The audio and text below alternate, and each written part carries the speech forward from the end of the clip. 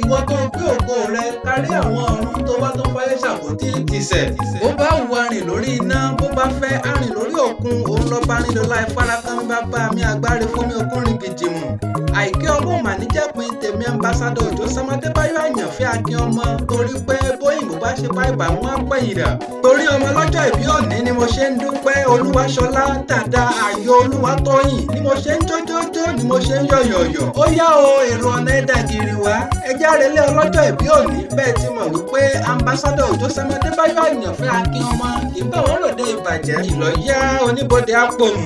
Àwọn èrò ọ̀nà bá bi mí léèrè pé sápòmù ni mò ń lọ ni, mo ní rárá ẹ má jà á dalúrú pọ̀ mọ́ sápà, owó ẹja òjò owó ẹja bẹ́ẹ̀ owó ẹja ọ̀tọ̀ lórìn. Èrò ọ̀nà ẹ má fojo gbòjò ẹ má sì fojo gbòjò, ọ̀tọ̀ lójó ọ̀tọ̀ lójó ọ̀tọ̀ sí lójó. Ìlú Iléṣà là ń lọ lọ́jọ́ tòní, ṣùgbọ́n kí n tó yálé bàbá tó bí ọlọ́mọ ẹ jẹ́ n sáré sọ̀rọ̀ lórí àwọn àbùdá tọmọ lọ́jọ́ ìbí òní ní ọkọ tí wọ́n fi ń tọrọ ọkọ ní, bàbá tí wọ́n fi ń tọrọ bàbá ni, ó ní bẹ̀rù Ọlọ́run nínú gbogbo tó bá ń ṣe. Ọ̀dọ́mọdé olówó tó ń ṣe fẹ́ bí tó ń ṣe fárá tó wá níwá rẹ̀lẹ̀.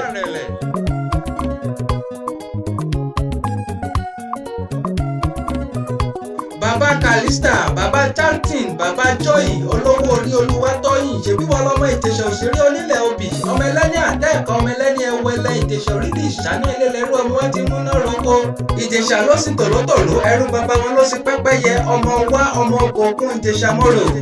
Ìjẹ̀ṣà bẹ̀ ní ọmọ lóbì tó pọ̀, ọmọ lóbì kan ọ̀wọ́ diri wá, ọmọ lóbì kan ọ̀wọ́ diri wọ̀, èyí tó fẹ́ ni àwọ̀sẹ́rù ẹni, èyí tí ò fẹ́ ni àwọ̀sígbó ẹranko búburú aró mú jẹ. Olúwaṣọlá ìwọ lọmọ arápò kóbì sí, ìwọ lọmọ onílẹ̀ obì, dúdú lẹ̀gbọ́n pupa làbúrò Ìjẹ̀ṣà mọ́dù àpọ̀nàdà. Ọmọ wa ni ọ́ ọmọ Ògúnrẹ́mi, ọmọ àjàká obìnrin gbẹdúgbẹdú àjàká obìnrin gbẹrùlà.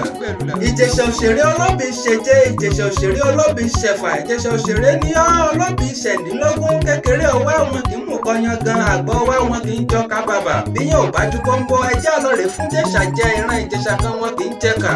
Ògbólógbò Ìjẹ̀ṣà ní sọ́sọ́ tiẹ̀ sí bẹ̀bẹ̀ rẹ́ẹ̀dì, olówó ilé yìí ní sọ́sọ́ sí gbọgbọ́lọ́ iná. Ẹni ṣòkúta mẹ́wàá ló ṣẹrú ọwá pé ọlọ́ànírọ̀ ọmọ ẹlẹ́ni ẹwẹ́lẹ́ ńlẹ́ ọmọ Ìjẹ̀ṣà mọ́dù àpọ̀nàdà.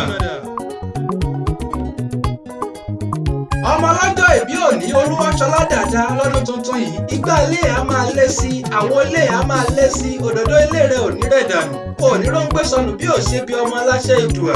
Mama Clara Ọlọ́dàpọ̀ gbà ládùúrà fún wọn pé ìdùnnú la fi ń díjó gángan, ìdùnnú àtayọ̀ ò ní ṣe báyìí fún wọn láṣẹ Ìdùà. Ó tún ní wí fún wọn pé ìgbéga nínú ìgbéga lọ́dún tuntun yìí ò ní táwọ́ ná ò ní táwọ́ lò, àìní àtòsí onímọ̀lé rẹ̀ wàá jèrè ọmọ, ẹ̀mí àágùn nínú ọlá nínú ọlà tàbí tí ń ṣe baálẹ̀ lọ́rọ̀. Mama Clara Ọlọ́dàpọ̀ ló ní kì ọ́ bí ológun ẹrú, ló ní kì ọ́ bí elégbèje ìwọ̀fà, ló ní kì ọ́ délédélé kì ọ́ dọ́kàndọ́kàn.